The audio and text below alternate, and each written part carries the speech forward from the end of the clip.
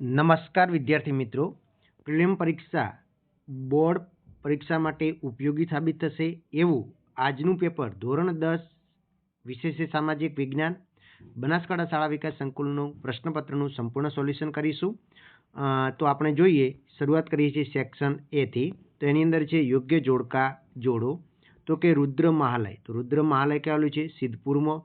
કથકલી, તો કથકલી નૃત્ય કેરળનું છે. ગેંડા પરિયોજના તો અસમ રાજ્યની અંદર. ચૂનાનો પથ્થર સૌથી શ્રેષ્ઠ જામનગર. અને વિશ્વ વેપાર સંગઠન તો કે જીનીવા ખાતે આવેલું છે. એના પછી આપણે ખરા ખોટા જોઈએ.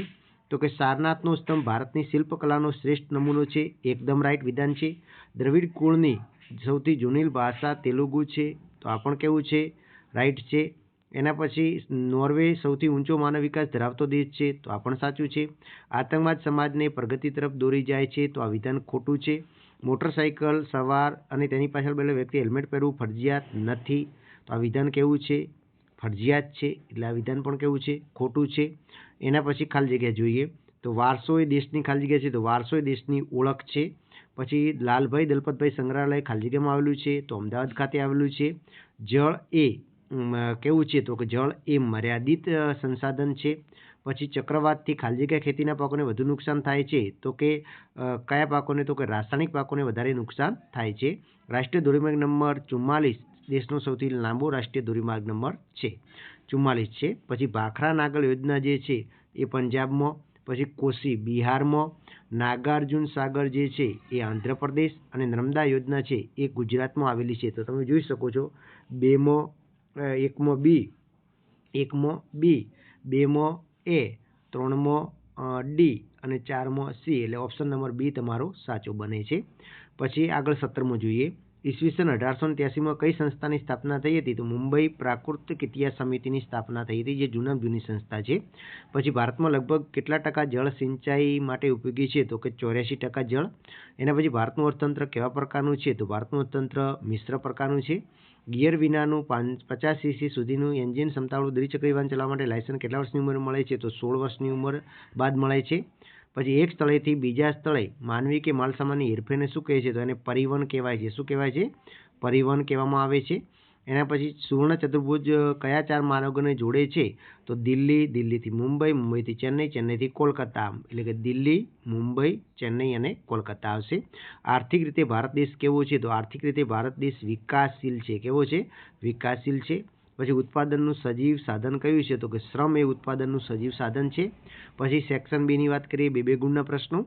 તો કે આર્યો પ્રકૃતિ પ્રેમી હતા એમ સાથી કહી શકાય છે. ગુજરાતના ધાર્મિક સ્થળ મહત્વ ધરાવતા તીર્થ સ્થળો કયા કયા છે. પાટણના પટોળા વિશે માહિતી આપો. ભારતીય સંગીતમાં કેટલા રાગો છે, કયા કયા, તો 5 રાગો છે. શ્રી, દીપક, ઇંડોળ, એ બધું લખવાનું. પછી સ્વર્ગના બગીચામાં પવિત્ર દિનનું સ્વાગત છે, તો એ તાજમહેલ વિશે માહિતી આપવાની છે. વાઘ પરિયોજના વિશે માહિતી આપવાની છે. 1971માં શરૂ થઈ હતી, બરાબર. અત્યારે કેટલા છે, એના આગળ આરક્ષિત ક્ષેત્રો કેટલા છે. પારિભાષિક શબ્દોનો અર્થ. ખનિજ એટલે શું, ખનિજની વ્યાખ્યા, શિશુની વ્યાખ્યા લખવાની છે. આજે બિન પરંપરાગત ઉર્જા સ્ત્રોતોનો શક્તિનો ઉપયોગ વધ્યો છે, સમજાવો. મને ઓળખો, હું સુતરાઉ કાપડનું વિશ્વ મહાનગર છું, તો મુંબઈ આવશે. મને ડેનિમ સિટી ઓફ ઇન્ડિયા કહે છે, તો એને અમદાવાદ આવશે. ઔદ્યોગિક પ્રદૂષણની માહિતી આપો. કયા મંદિરને કાળા પેંગોડા તરીકે ઓળખવામાં આવે છે, કોણાર્કના સૂર્ય મંદિરને, એના વિશે લખવાનું છે. આતંકવાદ અને બળવાખોરી વચ્ચેનો તફાવત લખવાનો છે. નક્સલવાદી આંદોલન વિશે માહિતી આપવાની છે, બરાબર.